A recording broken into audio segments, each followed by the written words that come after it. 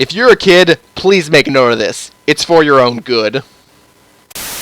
It's my birthday! He's a 23.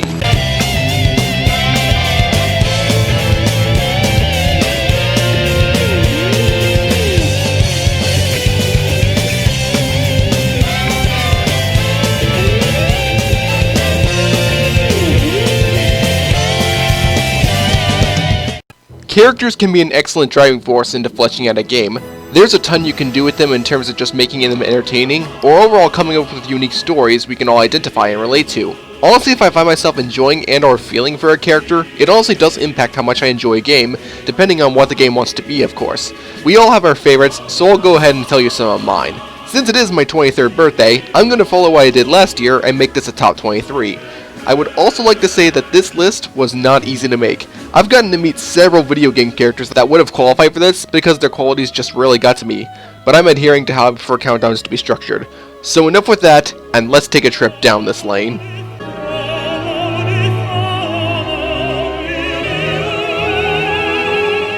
One of the more standard, yet human ways to handle character development is by having a character start off as naive and rather immature, and shape them into a rather mature adult by the game's end, or even by a game series' end.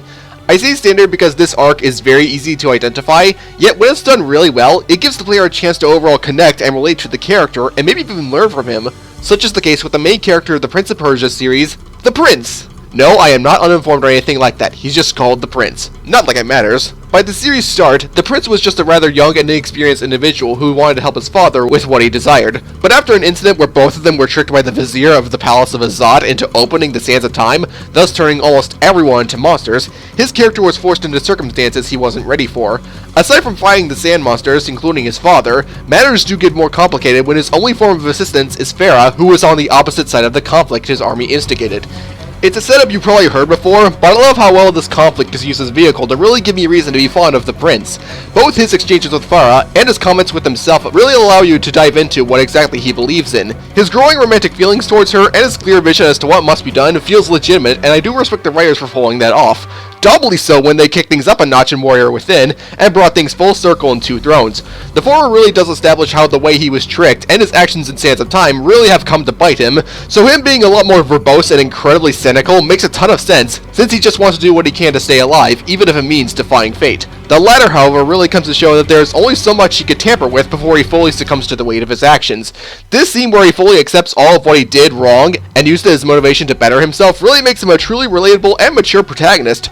Throughout these 3 games, he's constantly tested on whether he's doing the right thing for the right reasons, and his continuous development through the fact that time comes back to bite you if you mess with it, really does make the Prince stand out in my eyes.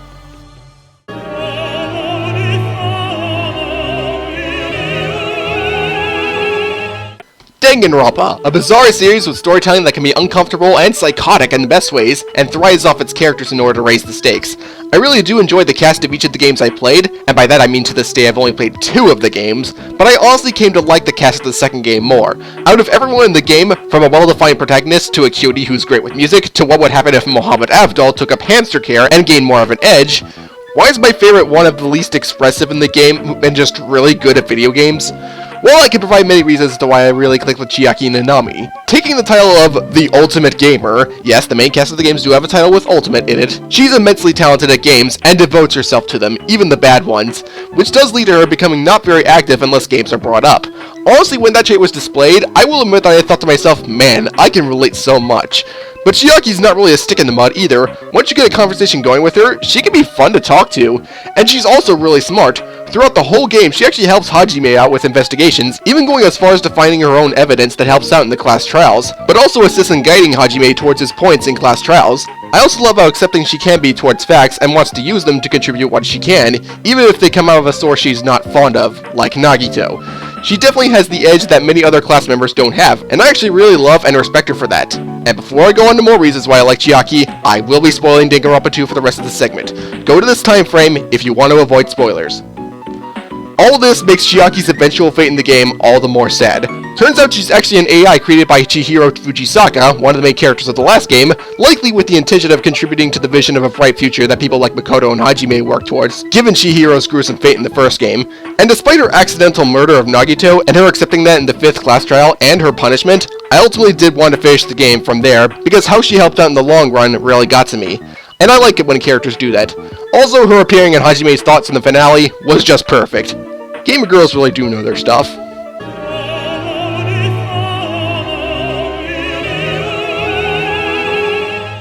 Okay, I needed to clear some air before I begin with this one. I acknowledge that Blizzard has made some very poor choices when addressing worldwide problems, and I will not defend them when it comes to said choices, or any of the stupid things they did recently. So when I praise a certain character from Overwatch, I'm praising the writers of the game and the way they are written, not the people who have ownership over them. I just want to clear that up in case the worst possible scenario happens. Back to the segment, with a game that lives and thrives on its characters both from a personality and gameplay perspective, you're always bound to find one that's just really neat. I consider many for this list, and you know what? I like ninjas. Do you like ninjas? Good, because Genji's a cool ninja.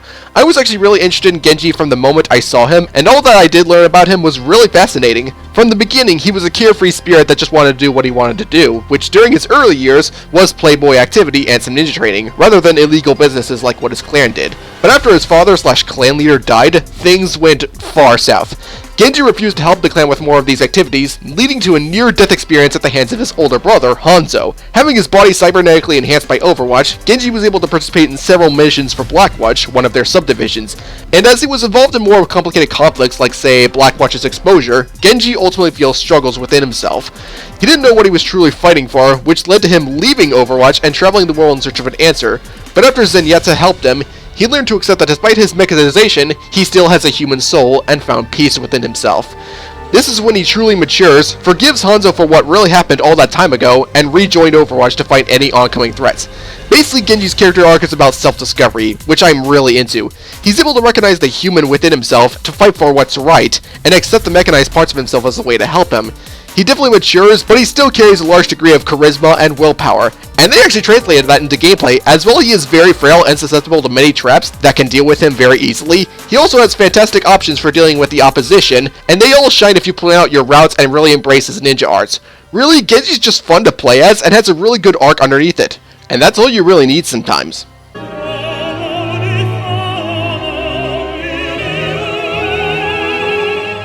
Indivisible is one of my favorite games from 2019. The beautiful world, story that is both fun and intricate simultaneously, and huge roster of characters that come in all shapes and sizes just made this a great experience. I was really stumped on who to choose. I mean, there's a fantastic protagonist that actually does evolve throughout her journey, Han Solo with a bow, a Cinnamoroll with a bird, Water Mommy, Tharja, and a dog.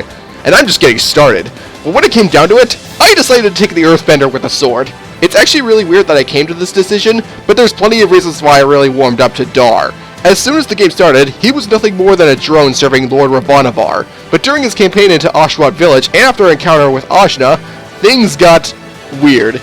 He'd given the first incarnation to Ajna, which basically means he was forced to become a party member, and none of them really liked that fact during Ajna's quest to take down Ravanavar, and in fact, he had an ulterior motive to bring Ajna back to him as penance, only for that to be shut down once Ravanavar basically admitted to not idolizing any of his pawns. This was when I really grew to like Dar. Throughout the journey, Dar actually slowly opens up to the party, despite all the mocking he has to endure, and even grows into a sort of mentor to Ajna. The talks he has with the party actually show a change within him, and the more laid-back activities he actually does with them are actually really nice, even hilarious at points. It all goes to show that even the most narrow-minded of people can actually change into honorable humans, making his sacrifice all the more tragic. Ajna's desperation to save everyone ultimately got the better of her as she loses control of herself and causes collateral damage, including Dar sacrificing himself to free her of her own rage and allow her to live on. This was honestly a startling moment for me, and I ultimately started to miss him afterwards. And so did Ajna, because from this point of the game until the very end, this moment is a big point of motivation to set everything right. I love Dar for not only how he evolves, but also impacts the narrative and causes others to evolve with him. He is a soldier of honor, and I will always respect him. And by the way, he's voiced by Ben Diskin. Save your tears for someone who cares, girl. Your life ends now. Darkness is the heart's true nature. All we need now is Jim Hanks roasting him, and things will come full circle.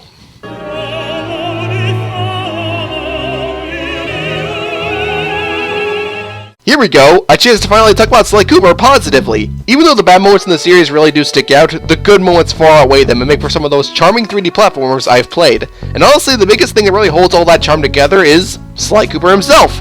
Now Sly here doesn't seem like much, as his design and the way he talks do give off the exact feeling that they need to, that being he's a thief and all that.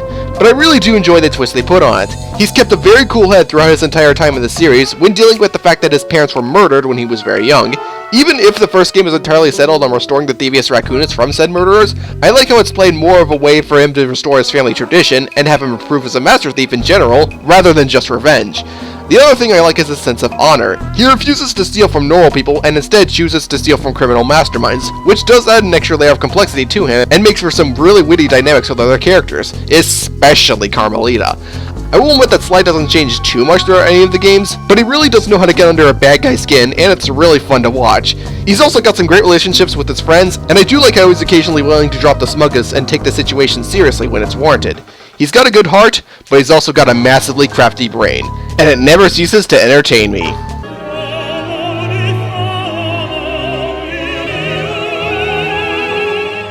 The flexibility of protagonists can be really big. At times it can be people who discover themselves during an adventure. Other times it can be a simple charming guy.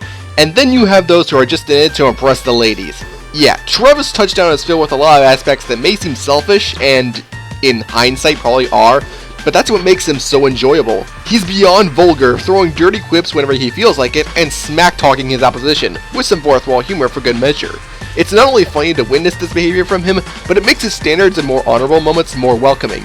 He may be cynical, but even he knows what lines should not be crossed. The second game took this further by adding in a revenge plot, and moments that teach him how the killing hasn't gotten him very far. I actually kind of welcome this, as it takes some lessons we're used to seeing and puts a unique spin on them. Travis in general is just the embodiment of a one-of-a-kind writing and style that Suda51 is known for. He's fun to watch and actually does get some poetic moments. And really, what more can be asked for?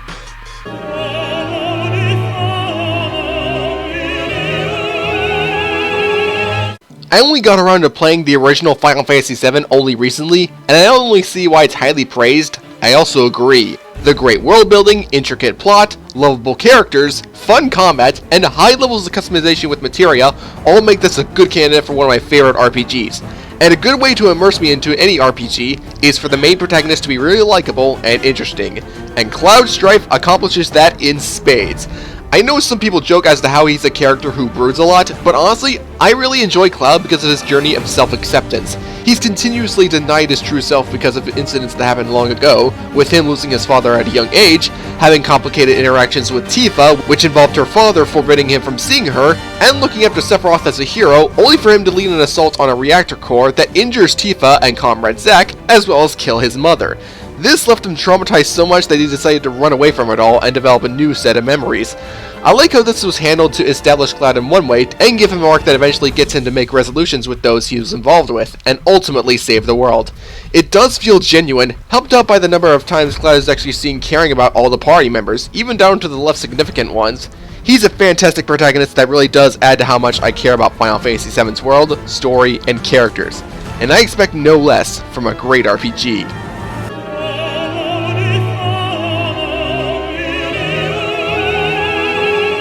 One big reason as to why I love The Last of Us is how well it established its two main leads and formed a story that develops both.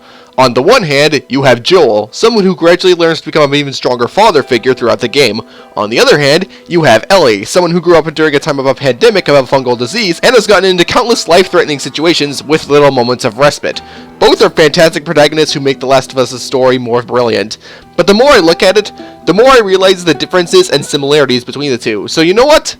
I'll give this spot to both of them, because while they have attributes exclusive to them, I like them both for similar reasons, those being their backstories and the way they connect with each other throughout the game. Starting with Joel, having lost his daughter in a previous stage of his life, to say that he's an emotional rot would be a massive understatement.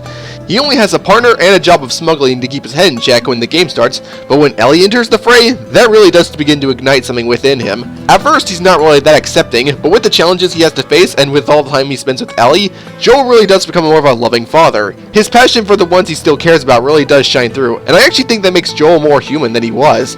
Whether you think what he does by endgame is for the best or not, you can't really blame him for how he acts based on his development. But a lot of the reasons why I like Joel can also be applied to Ellie. Her immunity to the fungus that is turning humanity into monsters can be seen as a blessing for her, but she loses many people that she loves as well, and is also caught between an ongoing conflict by people who want what she has to maybe find a cure for humanity. Joel is the only source of safety she has, and I ultimately feel like Ellie is more of herself when she's with people she can trust. She really does learn a lot more about the world without the infection, and it really does lead to her actually growing. The Lakeside Resort chapter can especially attest to that. So the reason why these two are both on here is because the things I like about one involve the other. I don't know who these two would be if they didn't have each other, but no matter how it's sliced, these two are some of my favorite protagonists in any game, and it's pretty easy to see why.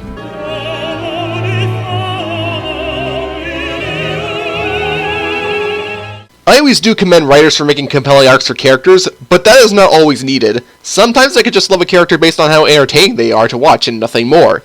It is a shallow reason, I know, but we all have characters like that. Isn't that right, Dr. Nefarious?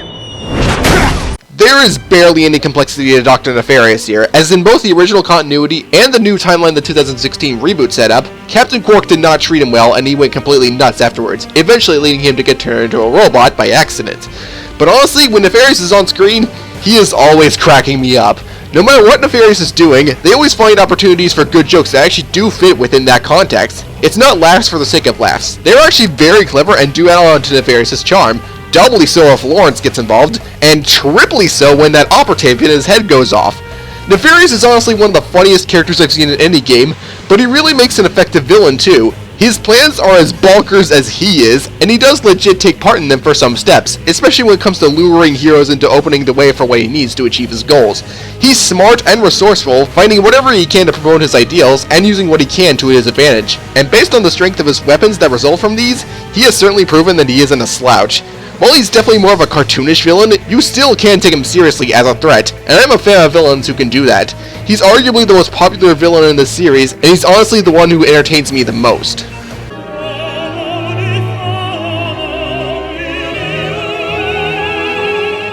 There are a lot of characters I want to give a hug if I could, based on the amount of crap they went through in their life. Sometimes characters can be put into cruel lose-lose scenarios, and it also makes me feel so bad for them that I just want to do anything I can to see them happy. And that plays a big part into why my favorite character from a series of kids with giant keys fighting darkness alongside the Disney Ensemble is an experiment created by someone else's memories for the sole purpose of another's evil goals.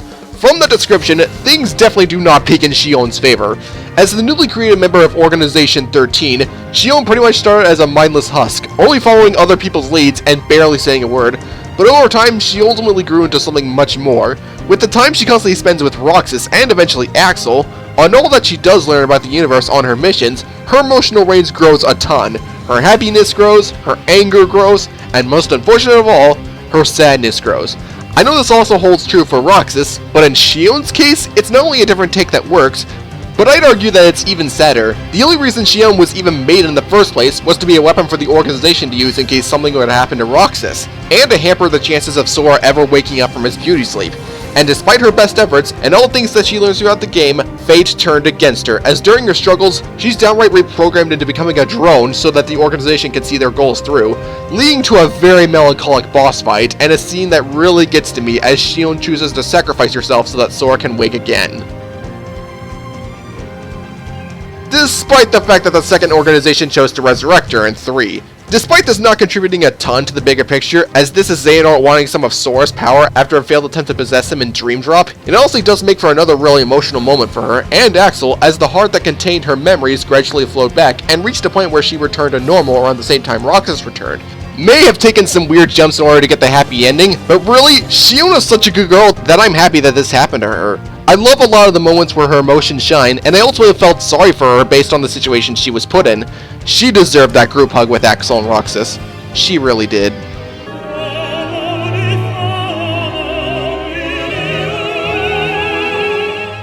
The logic of characters boosting my morale to play a game is especially notable in visual novels. I mean, they thrive on stories, so if the characters are not worth caring about, then it takes away from the game's quality. But if they are worth caring about, then that ups the investment factor and motivates me to keep going. That's exactly why Athena Sykes from the Ace Attorney series really resonates with me. On the surface, there's a ton to love about Athena. She's cute, her eye-going and peppery attitude is always fun to watch, and really does mix well with Phoenix's and Apollo's personalities, and she's actually shown to be quite a decent lawyer. I mean, she may have gotten off on the wrong foot in Dual Destiny's first case, but in other cases in the game, and in Spirit of Justice as well, she's shown to be quite capable, smart, and observant. Not to mention she has Widget, a cute little AI that can detect and analyze emotions to help her out, which does benefit cases and makes her a solid gameplay mechanic. But the biggest thing I love about Athena is how willing she is to move on and improve in the face of dreadful past experiences.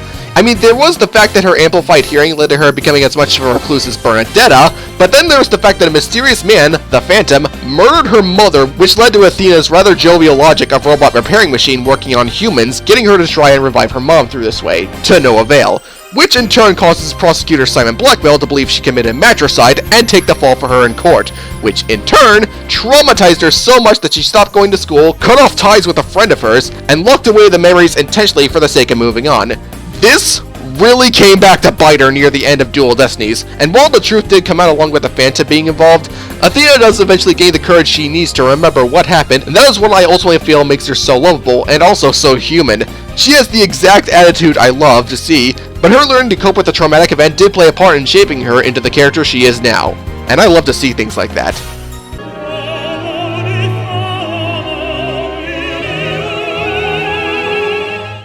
I had a lot of trouble picking a favorite character in Octopath Traveler. With the ability to choose who you want at the beginning and the individual stories of each traveler, there's a ton to consider when choosing a favorite. While Alfred and Ulbrich were considered, I cannot steer away from Primrose Hazelheart. I'm so glad I chose her at the beginning of my playthrough because her story actually had me invested the most out of any of the travelers, even if it's not that much more intricate than the rest. And because I massively want to give her a hug. Her life does not want to give her a break. She lost her father and her home, and was forced to work for a really abusive slave runner all at a very young age, which caused any joy in her to be immediately sucked out, only leaving someone who's basically forced to mature, and a lust for revenge against those who took her home. What I like about this is that aside from dancing and killing those who wronged her, Primrose actually carries indecisiveness and doesn't know what to do with herself. Her story wastes no time in telling you that it won't be very happy, and each chapter gets more somber than the last, coupled by the fact that a lot of moments where she acknowledges the party aren't always the most uplifting, as in she can deliver melancholic remarks that are pretty annoying reality checks in the eyes of others. But I also like how she does have a little more of an accepting side to her, and actually opens up to others throughout the game. Primrose in general is someone who desperately needs the love and appreciation she can get, and in general is a fantastically written character who really helped make the game that much more enjoyable.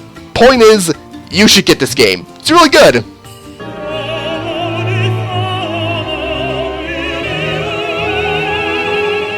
Nier Automata is certainly a game that will take your emotions for a ride. As the game goes on, and as you learn more about the world, things will get heavy and reach boiling points later on, something that Yorha Unit 9S can attest to.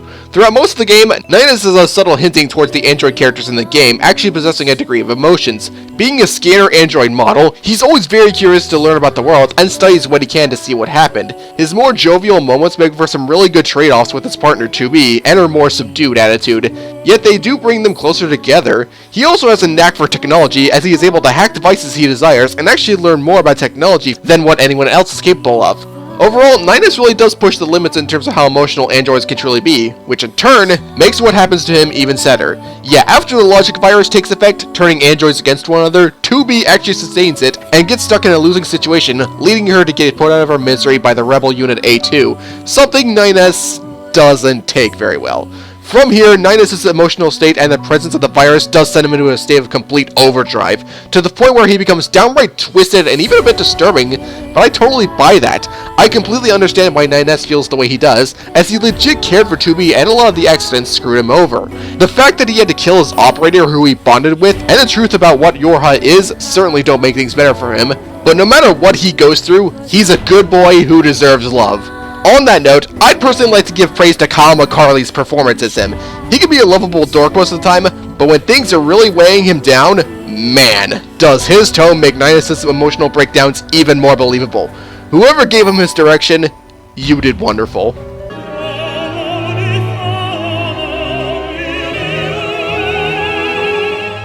Unless you get into some RPG territory, the Mario series barely has any complex characters.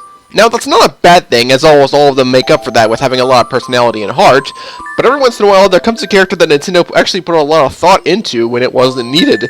And that's what makes this series' Space Princess so special. Rosalina here was already hitting the right beats for me for her design and how she acts around others. She's a character who easily gets along due to her calm demeanor and vast array of knowledge, and her essentially being a mother figure to the Lumas never ceases to make me smile. But there's actually an in-game reason for all of that, as Nintendo actually gave her a decent backstory. She met a Luma who lost its mother at a very young age, and actually went on a journey through space to help find it. There were happy times of her trying Starbits and discovering Cosmos, but then the homesickness started to settle in, which eventually leads to her own mother actually dying. This understandably tears her apart, but she finds a new hope in her life after her acceptance of her mother's will always living on within her, and essentially forming a new family with the Lumas. Now, this doesn't really contribute much to the main Mario story overall, but man does it get me every time. It is a very sad backstory, and I love how Nintendo just gave it to her just for the sake of it. It really made me love her even more than I would have otherwise. Heck, I even extended this love into investing in her whenever she was playable in a Mario spinoff, and getting the most out of her in Smash Bros. She's probably the most engaging character in the main Mario games, and I'm always happy to see her whenever she decides to appear.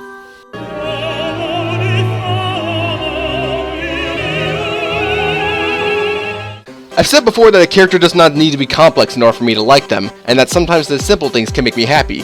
You might already know about that part, so let's talk about Shantae. In terms of overall story, Shantae hasn't had a whole lot of development, aside from her learning to be a hero for her hometown in the first game, and maybe dabbling into who her parents are every once in a blue moon. But I don't really care because, oh my god, Shantae is just so precious and she deserves to be protected and loved. I really enjoy how incredibly quirky Shantae is, as her quips do lead to some good comedy and character moments between her and her friends, and even her arch nemesis, Risky Boots, the latter of which especially gets dabbled into in Pirate's Curse, since despite this being a temporary team up to solve a larger problem, Shantae eventually warms up to her, which is why I consider her and Risky's relationship more of a rivalry than a straight up good hero versus evil villain plot, despite how destructive Risky can be. But when it comes to things like living life without genie powers in Pirate's Curse, to making decisions to not stay in the genie realm, twice for that matter, despite her losing chances to learn about her mother, Shantae ultimately pulls through, not because she's the hero and all that basic stuff, but because she loves the human realm and wants to ensure it's in the best state it can be. And I actually really do like that about her. Really, this belly dancing cutie just hits so many of the right notes with me that I can definitely call myself a fan of her. Now please Nintendo and WayForward, I will now make a wish to her and you all. Let Shantae in Smash Brothers already! What in the world are you waiting for?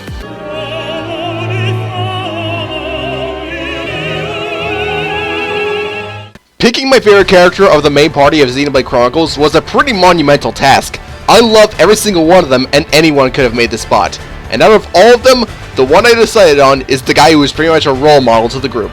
Dunban is a hero amongst all the humans of his world, or Homs as they're called, and he gained that talent not only through his service as a soldier in their task force, but also because of how selfless he is. He may look like one of those prideful men who's doing things for the attention, but he's quite the opposite. He's willing to put everything he has on the line if it means the people he loves can move forward. To make this point more interesting, Dunban does admittedly make rash decisions, and even loses his right arm at one point. And even if he does slowly learn from this and not jump into the fray when he's clearly not in the condition to do so, he still keeps his heroism alive and jumps in when he's able to. This moment in Colony 6 is a good example of that. Aside from this, Dunban pretty much acts as the motivator and old mentor of the group. Because he's fought in so many battles, he does give good guidance to other party members when it's needed, and does have his share of both funny and heartwarming moments with the others. In general, Dunban is a character that just motivates me to move on despite the challenges ahead. No matter how much crap gets flung in his face, he always gets back up and fights on. He's a hero, and I will gladly respect all the talent and heart that he has.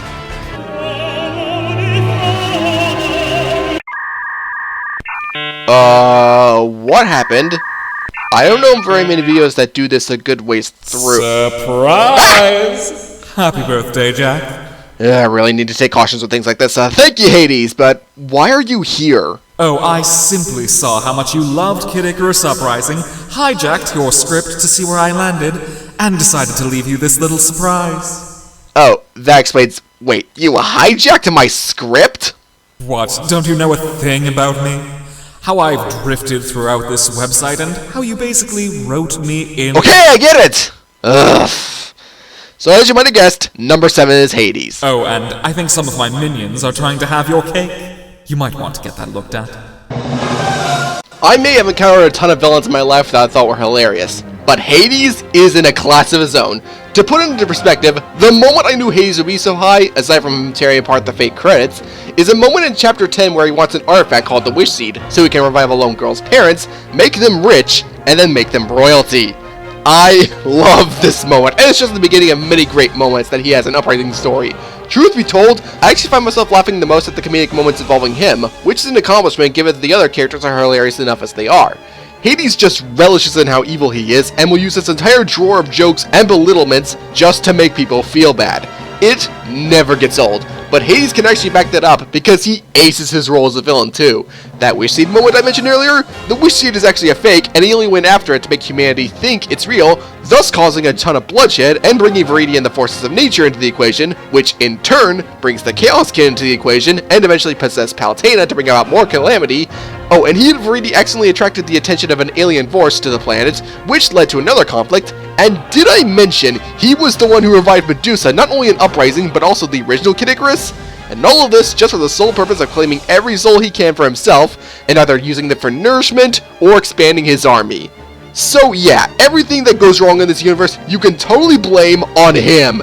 He's such a powerful force, but it makes him such an attractive villain, and combine that with the fact that he basically has all these resources from the get-go to the point where he thinks he's won already, and takes time to completely degrade the morale of his foes, just makes him so much more fun to listen to.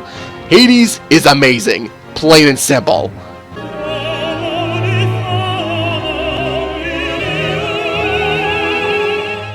Hyperdimension Neptunia is a series I mostly love for its world and characters. I love how they just took the concept of the console wars and just kinda went bonkers with it in creating the game industry and everyone in it. Say whatever your favorite part of it is and whoever your favorite character is, but I'm pretty sure anyone who's played the series can all agree that Planet Neptune CPU, Neptune, is absolutely adorable! Whenever Neptune is on screen, I was not only entertained, but I always had this look that said, "You are so precious and I will protect you with all I have." Her constant optimism and ditziness always makes for incredibly endearing and hilarious moments, especially when bouncing off of someone she's close to, or another one of the CPUs.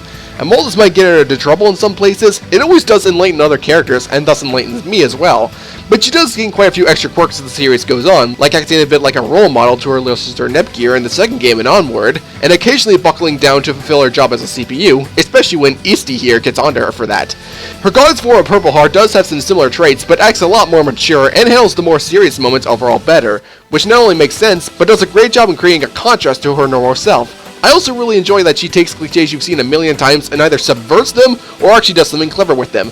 For example, the fact that she starts as an amnesiac protagonist in the first game is not only played for comedy, but it allows her to form a new self from scratch and become the more lovable dork who earned her spot on here. I do give credit to the writers for actually making some things work with her, while giving us a character that I always love to be around. If Neppy here invited me to eat pudding with her or play video games with her, I'd accept her offer in a heartbeat.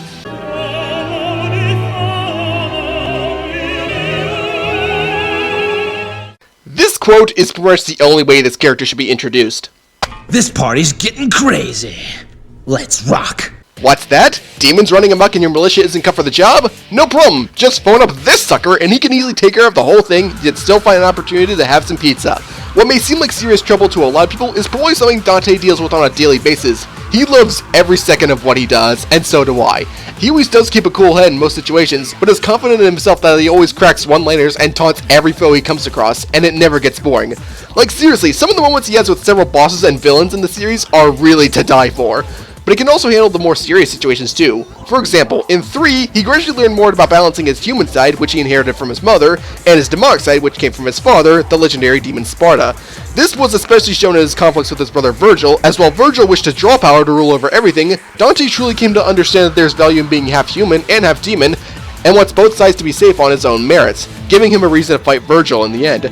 4 and 5 took things even further after a series of events that led him to figure out that Nero is Virgil's son, and by extension his nephew. He gained a lot more of a mentor side to him, even in 4 where he never addressed him as family.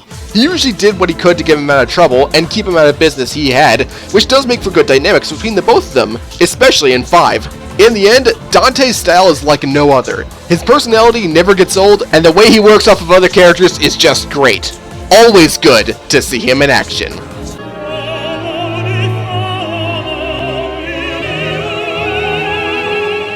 One thing I always liked about how Pokemon has advanced is giving us more characters to really bond with and appreciate. We've gone for people with their charms but also the bare essentials, to characters with full-fledged arcs and actual development throughout one of the game's many campaigns.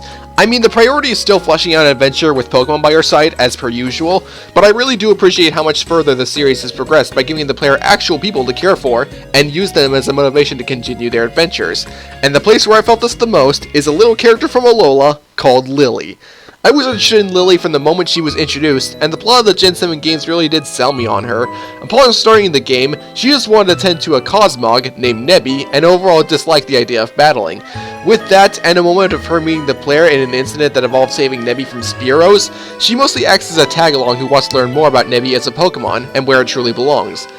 That's when her psycho mom, Lucamine, steps in and things go sideways. Because Lucamine wants to use Nebby's power to open wormholes across Alola and seize power from the Ultra Beast, which massively harms Nebby in the process, Lily made a choice to take it and find a way to send it home. And it's here where she has a realization moment that if she wants to help her mother and stop any damage that the wormholes could cause, she can't be hiding anymore. So she just chooses to come out of hiding herself and begins to strive for the best, which honestly just gets to me. It's not too often that your journey leads to compelling development for someone else, and the moment where Lily shows a growth and confidence by changing her look is one of many character moments I crave to see. Going from a shy girl who shut herself away for quite a bit, to a confident and aspiring person who wants to do the best for her family, is an arc that is really moving to me, and enhances my love for her. Heck, in the Ultra games, she even dabbles into Pokemon battles, utilizing a Clefairy in a tag battle she does with you in episode Rainbow Rocket, and adding in a Rabombi and a Comfey should you take her to the battle tree. As a side detail, I like how all of them are more supportive roles than full-on offensive, really fitting for her.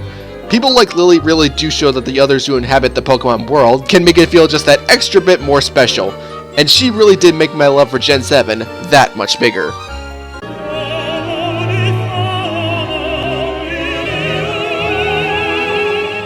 Oh man, I gotta pick a favorite Tails character? But there's just so many good ones! There are so many characters that I love, and many of them are easy contenders for this high up, even when just looking at the cast of the Xillia games, which I believe have the best cast in the series. But surprisingly, my favorite Tails character does not come from either of them. It also does not come from Abyss or Vesperia, two other Tails games I am massively fond of. No.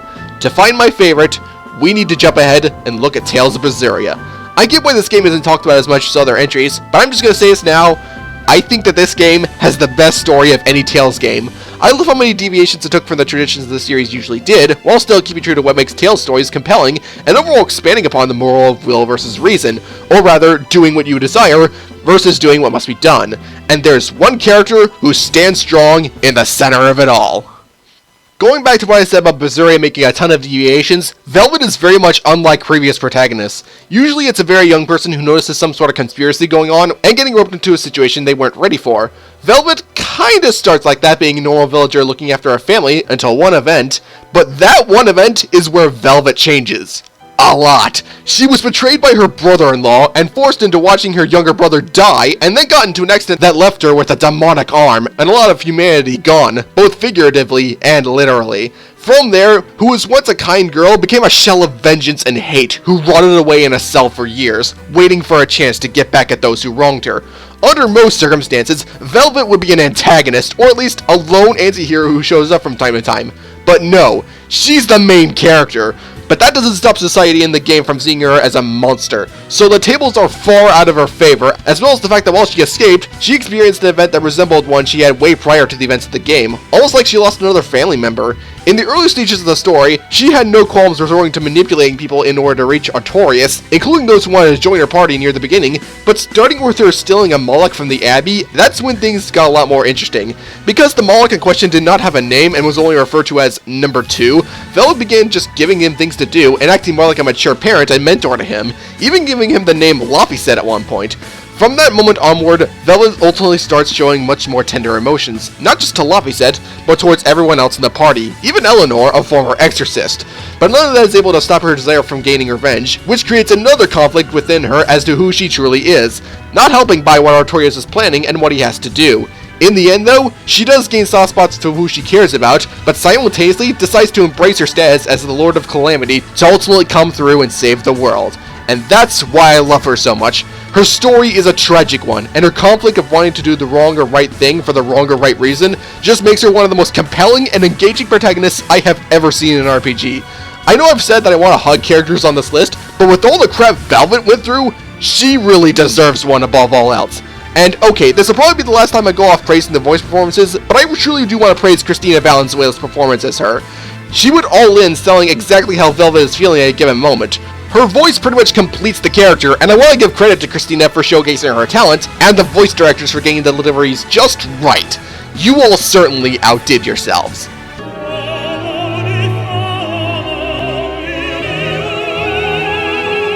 I'm Sonic! Sonic the Hedgehog! I think many of you might have seen this coming, but that's honestly okay, because no matter what gaming age you're talking about, Sonic the Hedgehog, to this very day, remains one of the most likable protagonists in any series I have ever played. His enthusiasm and standards about living a life that he so desires really does hit a personal note within me. He might possess a short temper and dislike for slowness, but I like how they sort of play with that to make his ideals about being free and enjoying life to the fullest that much more interesting to watch. But despite some flaws sneaking through with this, like recklessness that might cause more harm than good, one of them is not arrogance to the point where he trusts nobody. He's always loyal to those he considers friends, and is more happy to help them with their troubles, should that need come. In Unleashed in Color specifically, Sonic only just met Chip and the Wisps by then, but chooses to help them not because he's the hero and he has to, but because he recognized their problems and wanted to see them in a much better state. There are several scenes of him legitimately understanding both of them, so it's easy to buy them developing a relationship, especially in the case of Chip. Heck, he even extends this cool attitude to forgive those who wronged him, like with Merlina and Black Knight. I also do get a kick out of how he plays around with his enemies with his quips. They're both funny, and made better by the fact that Sonic doesn't have that many people he considers true enemies. Nobody really earned an especially bad place within him, despite his intolerance of wrongdoing, but that just honestly makes him more interesting and likable, enhanced by the fact that no matter what he goes through, he never really loses who he really is, and doesn't give in to anything, not being cut off from his friends, not long-time torture, not even being turned into a feral beast. I can't really name an appearance Sonic has had in any game where I didn't absolutely love him. Sure, his cockiness can get to him, but it's a tool he uses to gradually improve and grow. I can confidently say that I will forever be a proud fan of this character, for how enjoyable of a hero he can be, and his will to trust others and never give up. He's truly wonderful. Also, Roger Craig Smith is best Sonic. Don't bother changing my mind, it's not going to work. You might know the drill by now, so I'm just going to rapid fire on honorable mentions. Cat from the Gravity Rush series, Nathan Drake from the Uncharted series, as well from Soul Calibur 6, Wheatley from Portal 2, Palutena from Kid Icarus Uprising, Tails from the Sonic series, Luke von Faber from Tales of the Abyss, and Plutia from the Hyperdimension Neptunia series.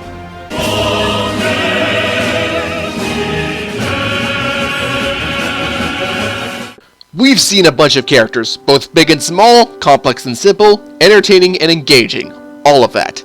But for number one, I needed someone more.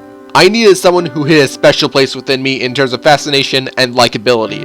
A lot of you might know where I'm going with this, but that is totally okay, because out of every character in all of fiction, a queen reigns supreme at the top. And the path was truly hers to climb. My name is Azura. There is no doubt about it. Azura has rightfully earned her place at the top. From the moment I laid my eyes upon her, and carrying way past Fates, I knew Azura would be wonderful. And you know what? So did the writers, because I really feel like they cared about her more than most other characters in Fates. With the notions of her losing her parents at a young age, being bullied in her years in Nohr, and being kidnapped by Hoshidans in an act of vengeance against Nohr kidnapping Korn, Azura has been dealing with a ton of emotional baggage from the beginning, and has since cut off a lot of her emotional ties to people, thus remaining very stoic, with only a fear of rejection remaining. And it doesn't take long for that to show. As while she is shown to be knowledgeable at points, she also had a tendency to unintentionally hurt others' feelings through bluntness. So in a way, she developed a rather low sense of emotion so that, according to her, everything would be better off without her. But despite this, people are still willing to let her into their lives and allow her to grow, which does really begin to show how dynamic she truly is. Both the main story and her supports really do begin to show how much she warms up to others, and the moments she has with the rest of the cast are just beyond precious. Doubly so if you're able to get her to marry someone. Actually, as a whole, Azura is a great sister figure to everyone. She does face the facts, but also gives confidence to all those who need it, and is great at tending to the less mature characters of the group. She's also a character who motivates others to keep going, rather than suffer through the hardships like what she went through. Which, by the way, kind of fits for gameplay too, given that she's a songstress, which is basically Fates' refresher class. Oh yeah, I forgot to mention, Azura has a natural talent for singing, and it's not just a gameplay mechanic or a way that Azura copes with herself. She actually carries a pendant that possesses immense power, but can cause serious damage to the one who uses that power should its limits be exceeded. The fact that she does try to maintain its power throughout the game, and use the power of her voice when the time is needed, is another thing I really admire about her. On top of the plain fact that she is a fantastic singer in general. And all of these come together to play a role in the biggest thing I love about Azura. I ultimately adore how human she feels. I'm personally a big fan for when a forum of media decides to dig into actual inner dilemmas a human can have, and overcome, and Azura here is a brilliant example of how well it can resonate with me. Her past, of course, shaped her into someone who kept her distance, but when others were willing to accept her for who she is, she ultimately began to grow and establish her own identity, to the point of ultimately taking part in saving the world. While yes, the royals did play a part in helping her grow, all the development she does and most of the choices she makes are hers, and hers alone. Her learning to accept what has happened and choosing her own fate pressing forward matches the tone of the game and gets me more engaged as to what exactly Azura will choose to do. The fact that she doesn't just become a name in a party list and actually tries to make her own choices that ultimately benefit you really helps out with this. Heck, even Heroes decided to explore her a little further. And no, I am not referring to the amount of alt she got. I'm referring to a little narrative in the Adrift Tempest Trials, as present-day Azura actually shares a little bit of that knowledge with a younger version of herself, and actually seems to have an effect, as the young Azura actually chooses to face many of the fears and push through to help settle the Tempest. It's small, but I ultimately do appreciate the extra bit of character building it decided to do. What else can I say, except I love everything about Azura. I love her personality, how she is on the field, her development, and overall just the amount of effort and love put into her. She bar none deserves the spot, and I will admit that I married her in most of my playthroughs of Fates. I've chosen my fate, and it's to climb the path of favorite characters with her. I am the Lightning Ripper, and whatever characters you're a big fan of, I hope you continue to love them for however long you want to. Thank you for watching.